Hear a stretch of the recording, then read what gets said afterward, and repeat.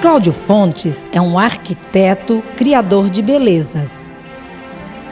O traço firme, o domínio da técnica e a liberdade de criação denunciam o artista que, mesmo à procura de novidades, sabe o que quer.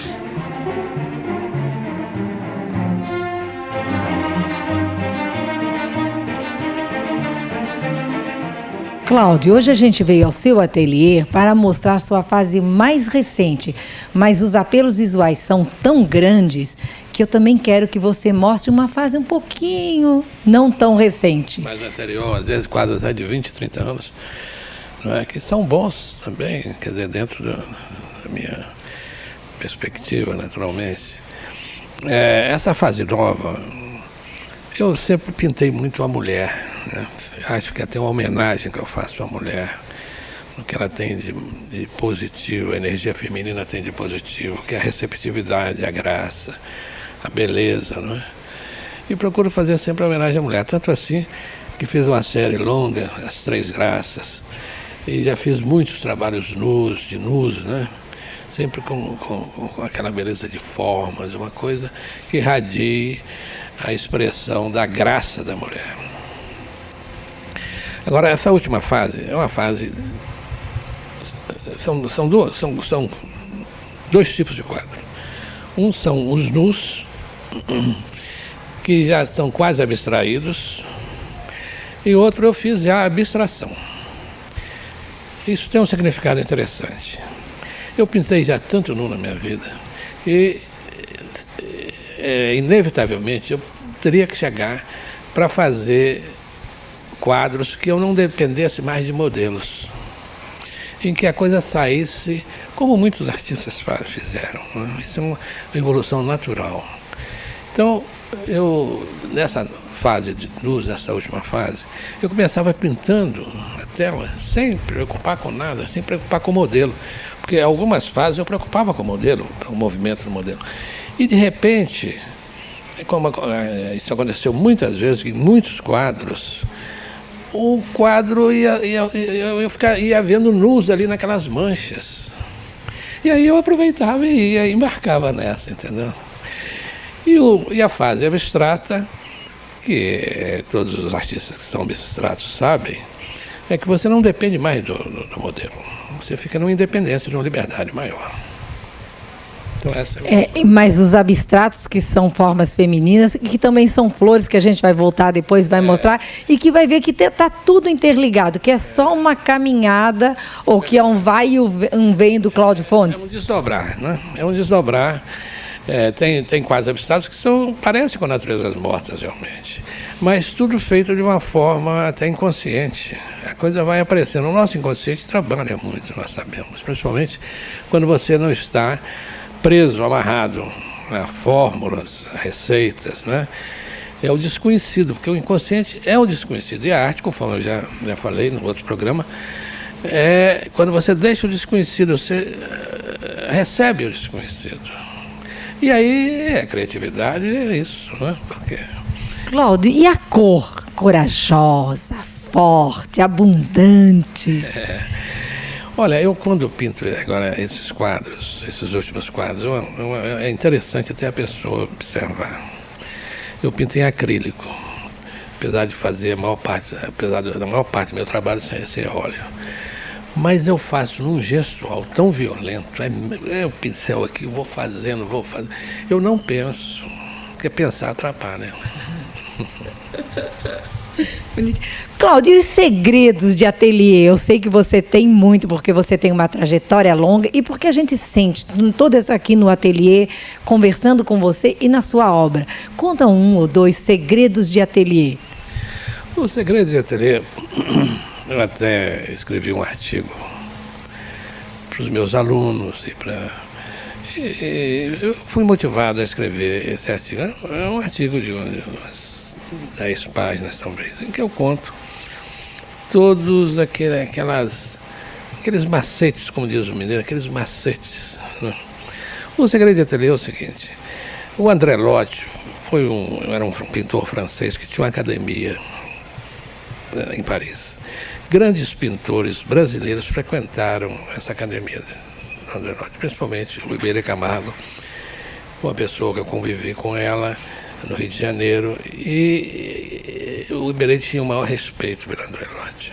Ele era realmente um grande teórico. Ele escreveu alguns livros, em que o livro principal, a obra-prima dele, é o Tratado da Paisagem. Ele diz o seguinte: eu estou escrevendo tudo isso aqui, que é baseado na minha experiência de professor, mas tem muitos pintores que dizem, bons pintores, que o que importa num jovem pintor é ele ter talento e saber os segredos de ateliê. Então, esses segredos são pequenas coisas que, através da experiência do pintor, do métier, ele vai descobrindo. Por exemplo, a rima plástica. Você tem diversas formas num quadro. Então, formas parecidas, mas você não pode fazer as formas iguais.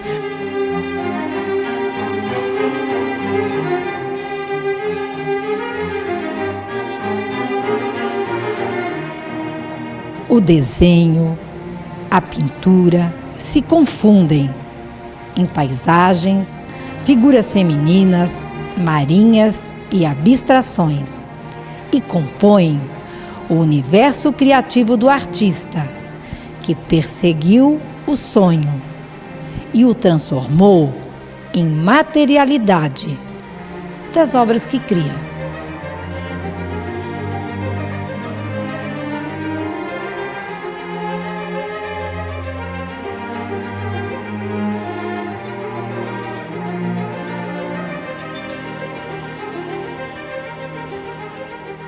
Por exemplo, esse quadro aqui. As flores são circulares, não é? Mas cada uma é de um jeito. Quer dizer, é a mesma forma, mas cada flor é de um jeito. Isso dá uma integração, uma unidade muito grande no quadro, e o quadro não fica monótono. Outro segredo de ateliê por exemplo, vai fazer uma figura de frente. Então, um olho deve ser diferente do outro. Uma face deve ser diferente do outro. O cabelo de um lado deve ter uma forma e do outro deve ter outra forma, não é? O fundo também você pode fazer, se bem que muitos pintores fazem um fundo numa cor só, que também fica bem. Mas o que é importante é a figura.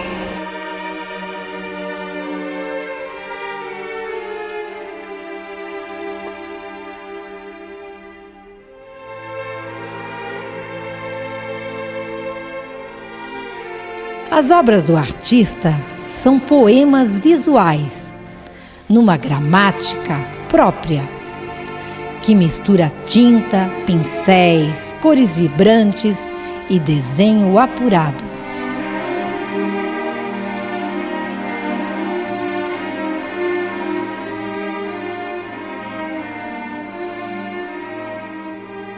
Outro segredo ali se refere às cores.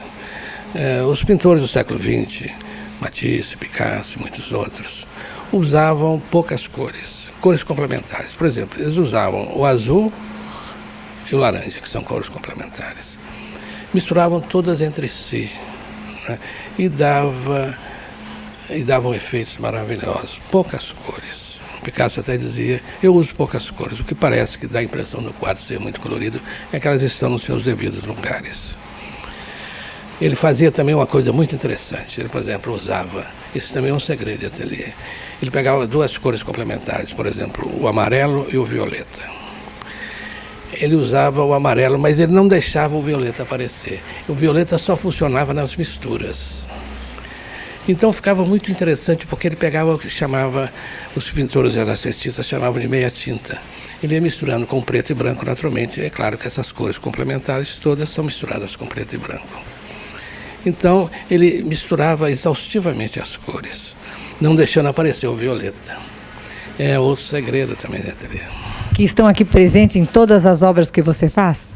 De certa forma, é sábio ouvir as lições dos mais sábios, dos grandes mestres, né? A gente tem que saber aproveitar, naturalmente, mantendo a nossa individualidade. Cláudio, essa é uma obra mais antiga, né? E eu vejo essa obra, nessa obra bem recente, abstrata aqui. Sim. Bom, inevitavelmente foi a mesma, vamos dizer, o mesmo ímpeto, né? A mesma necessidade de se expressar, de me comunicar. E o artista tem o que se chama o traço, né? O traço sempre é mantido, desde as primeiras obras até as últimas. Tanto assim que você vê um quadro de um grande pintor, você sabe, sem olhar o nome, você sabe que é ele. Não é? Cláudio, agora uma curiosidade, uma abstração. Uma curiosidade. Cláudio Abstrato. Sim. Mas aqui no ateliê, e a gente vê em toda a sua produção, muita obra figurativa, não significa que o Cláudio caminhou daqui e vai parar aqui. Não. É como diz o carioca, eu gosto de brincar nas dúvidas, sabe? Eu não estou mais preocupado em atender crítica, em atender marcha, nada disso. Eu faço o que me dá vontade, felizmente.